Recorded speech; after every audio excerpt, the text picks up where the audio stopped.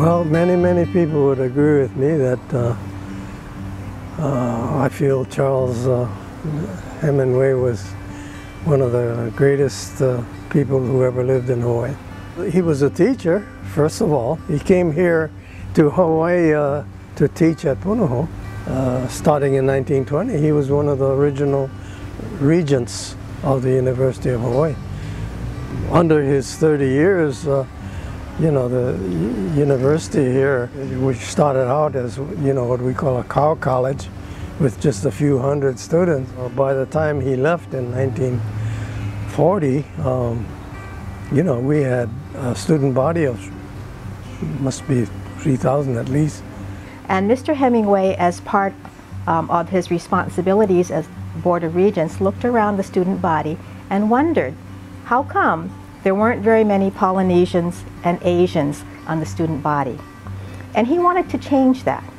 He decided that he was going to bring on local boys, if you will, and provide them with the opportunity to play ball for the University of Hawaii. So that's how a core group of Polynesian and Asian boys who were good athletes got to come to the university, play ball, get an education. It was really Mr. Hemenway. And at some point, you know, the boys understood, the football players understood who was paying for it. But if it weren't for Mr. Hemenway, that would not have happened because there was no FAFSA grants. There's no federal grants. So my dad was more than just a recipient of the Hemenway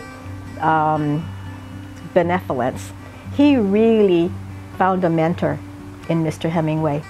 So my connection to the University of Hawaii, you know, basically started with my dad. One day, he, as my mom, as I was told, he was out surfing and one of his friends paddled out to him and said, "Hey Tony, there's somebody on the beach waiting to see you," you know. Story goes, he paddles in and he sees this man on the beach. So he walks up to the man and he says, "Oh, I hear you're looking for me, you know. What can I do for you?" And the man asked him if he wanted to go play football for the University of Hawaii. And my dad, being modest, says, "Well, I can't afford to go to the UH. I don't have any money. My father is a policeman and doesn't make very much money." But he told my father not to worry about it, that he had a benefactor that was going to take care of all of his expenses. I think scholarships are so important because in this day and age, there are a number of scholarships, oftentimes based on academics. There are, in my experience with the Hemenway Scholarship, so many people who have this burning desire for more knowledge, and yet their circumstances don't allow for it.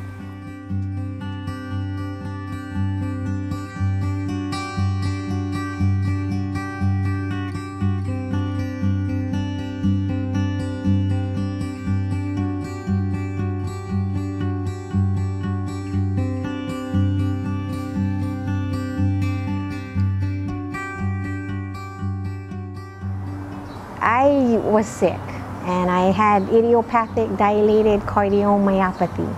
And Mother's Day 2000, on May 14th, I received a heart transplant.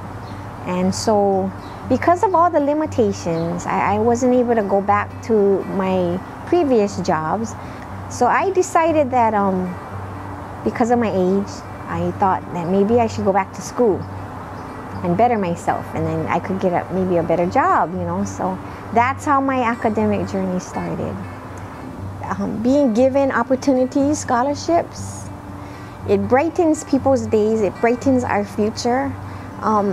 It's allowed me to get this far, really. Hemenway has been with me for at least 8-9 years of my college life right now. So if not for scholarships, that I don't think I would be able to go through school without having to worry about to pay for certain things for school, supplies, my computer, that would have not been possible at all. Without scholarships, you know, it does not make education possible for some of us. So I think it's just it's just, gosh, it's just rewarding. It makes things positive, and it keeps a smile on someone's face while you're going through school. So thank you is not enough. It's not.